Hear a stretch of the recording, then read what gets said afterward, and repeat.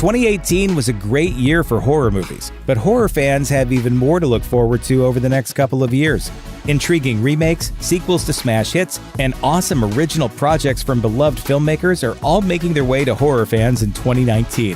2017's Happy Death Day was a surprise hit, a slashery take on Groundhog Day that cleverly milked its premise for scares and featured a winning lead performance from Jessica Rothe. The original film's ending saw our heroine's time loop finally broken, but director Christopher Landon has teased that he left some important details unanswered for the sequel. Landon will handle scripting duties in addition to directing this time around, with much of the cast set to return. Roth has confirmed that the sequel will indeed pick up right where the first film left off, comparing its aesthetic to the Back to the Future series. Happy Death Day 2U is expected to hit theaters on February 14, 2019. The directing team of Kevin Kolsch and Dennis Widmeyer will helm the upcoming remake of one of Stephen King's scariest stories. Pet Sematary has a killer creative team lined up, with a script co-written by David Kaganich, who wrote this year's Suspiria. Jason Clarke will star as the beleaguered father Louis Creed alongside Amy Seimetz as his wife Rachel, while John Lithgow will play the Creed's neighbor Judd. The film is set to spook audiences on April 5th, which gives you plenty of time to rewatch the terrifying 1989 original. I finally came back for you, Rachel. I'm going to twist your back like mine, so you'll never get out of bed again. The Curse of La Llorona is an upcoming flick based on a famous Mexican urban legend surrounding the ghost of a mysterious woman. Director Michael Chavez makes his feature debut on the film, and early reviews are extremely positive. A recent screening at San Diego Comic-Con reportedly brought down the house. The cast is headed up by Linda Cardellini and Raymond Cruz, a veteran actor who made an indelible impression as the psychotic Tuco Salamanca in Breaking Bad. Oh! Damn, man! Look at that! Look! Whew! That's messed up.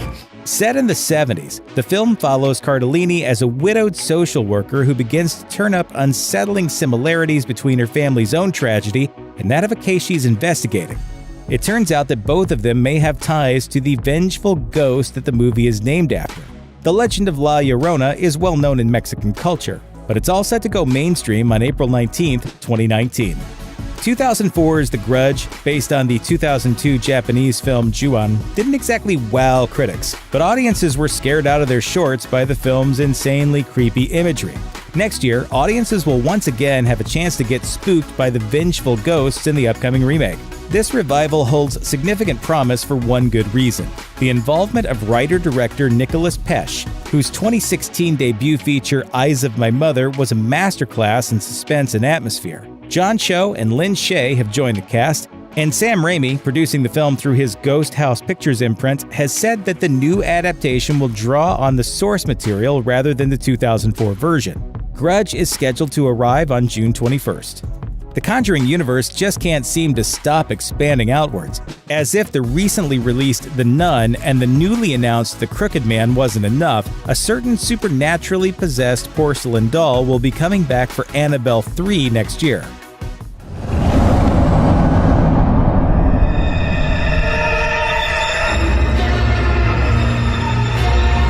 Returning screenwriter Gary Dauberman will be taking over the directing reins as well in his debut for the as-yet untitled Annabelle sequel. The film will see the return of the Conjuring psychic investigators Ed and Lorraine Warren, played by Patrick Wilson and Vera Farmiga. The Annabelle sequel will reach the big screen on July 3rd. From the moment that 2017's It ended, speculation has been running rampant about a sequel. In particular, who would fill the roles of the adult versions of the Losers Club? Well, wonder no more, since It Chapter 2 has cast a bevy of excellent actors to play the modern-day version of the Losers Club. Jessica Chastain, James McAvoy, and Bill Hader will all join the cast, while the extremely talented child actors that anchored the first It will appear in flashbacks. And of course, Bill Skarsgård will return as Pennywise in all of his terrifying glory. Considering that It shocked everyone by virtue of being one of the best horror films of the decade, It Chapter 2 is one of the most highly anticipated films of the year in any genre. But it's got a pretty long wait. The film is slated to hit theaters on September 6th. Escape rooms, in which people pay to figure out how to liberate themselves from seemingly escape-proof places, have become all the rage in recent years. So it's anybody's guess what took Hollywood so long to come up with a thriller based on the claustrophobic premise. But finally, here we are. The aptly titled Escape Room is coming our way in 2019.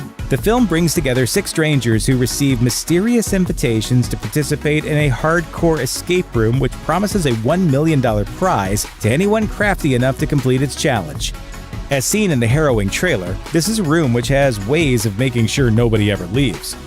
Director Adam Robitel, responsible for Insidious: The Last Key, as well as the underrated The Taking of Deborah Logan, will be at the helm, with a cast headed up by Deborah Ann Woll, Taylor Russell, and Logan Miller. Escape Room will make its debut immediately after the new year, on January 4th. 2017's Split was a triumphant return to form for M. Night Shyamalan, following years of questionable choices and poor reviews. Telling the story of Kevin Wendell Crumb, a man with 24 distinct personalities, the film was a lean, triumphant piece of horror filmmaking. It also had the old patented Shyamalan twist. Split revealed itself at the end via a well-placed Bruce Willis cameo as a stealth sequel to Shyamalan's 2000 hit Unbreakable. And he gave him a funny name, too. What was it? Mr. Glass. Speculation immediately started running rampant that a third installment was forthcoming, and it didn't take Shyamalan long to confirm that Glass, named for Samuel L. Jackson's villainous Unbreakable character, would reach theaters in 2019. Jackson himself didn't realize there'd be a need for him to reprise his role until he saw Split, but as he told a CinemaCon audience, he's thrilled about it for a specific reason. "It's about time I got the title role in my own movie."